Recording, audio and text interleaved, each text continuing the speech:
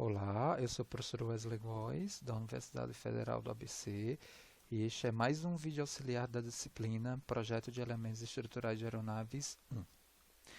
A gente vai continuar, o tópico de análise simplificada de painéis reforçados, agora com uma situação, da análise desses painéis com aberturas, mas a análise simplificada.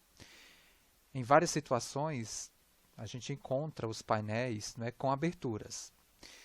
E seu efeito ele também pode ser avaliado por meio de uma abordagem simplificada. Então, para que a gente possa entender as hipóteses que a gente vai colocar aqui, nesse processo de análise simplificada desses painéis com abertura, a gente vai utilizar um exemplo. Tá? Então, para entendimento mais imediato da abordagem, considere-se o painel da figura do próximo slide e admite-se que, em sua célula maior, o que apresenta fluxo de cisalhamento Q4, seja introduzido um furo centralizado de dimensões 0,3 m por 0,3 m.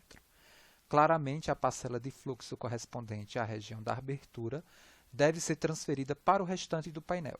E as hipóteses que governam essa distribuição dão origem à abordagem simplificada que a gente vai apresentar aqui. Então, o que ele está colocando aqui? Originalmente, a gente tem esse painel reforçado com 4 células e o que a gente quer agora enxergar é a distribuição dos fluxos de cisalhamento para a situação de furo aqui 0,3 por 0,3 centralizado nessa célula aqui onde tem esse fluxo Q4. Tá? Então, o furo ele vai estar aqui nessa célula. Já já a gente vai destacar esse furo. Então, quais são as hipóteses aqui admitidas?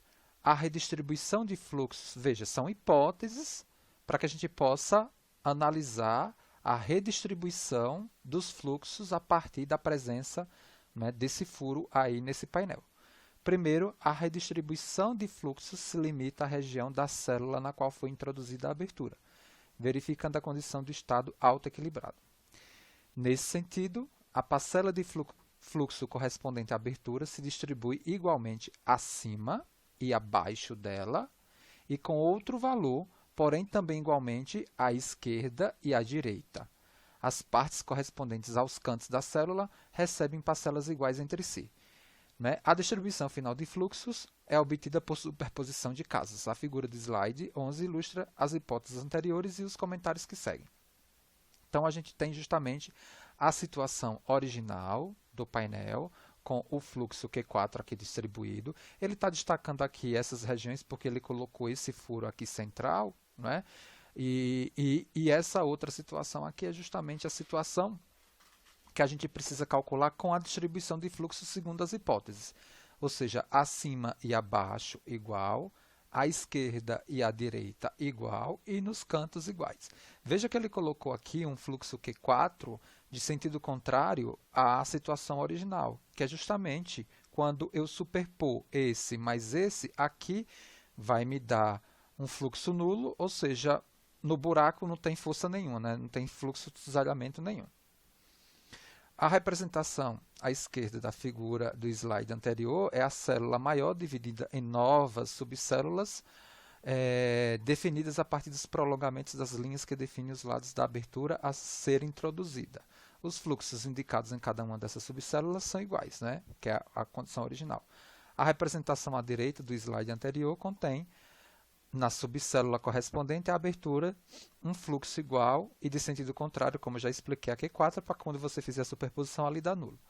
Nas células vizinhas são indicadas as variações de fluxo segundo as hipóteses que foram descritas. A ideia é que a sobreposição das duas representações forneça a distribuição final de fluxos compatíveis com a existência da abertura. E, por fim, uma questão que deve ser obedecida é que as intensidades dos fluxos indicados na representação à direita devem verificar as condições de estado autoequilibrado, isto é, as resultantes das forças em qualquer direção de referência devem ser nulas. Ou seja, o que ele está falando aqui é que eu tenho que obter o equilíbrio aqui nessa direção nessa direção e nessa direção. Tudo bem? Então, no momento síncrono, vamos fazer também uma aplicação. Possivelmente desse exemplo aí, vamos calcular a situação sem furo e depois a situação com furo e comparar a distribuição, né, de fluxo de cisalhamento, né, nesses painéis aí com situação sem e com furo, tá? Então, até o próximo vídeo.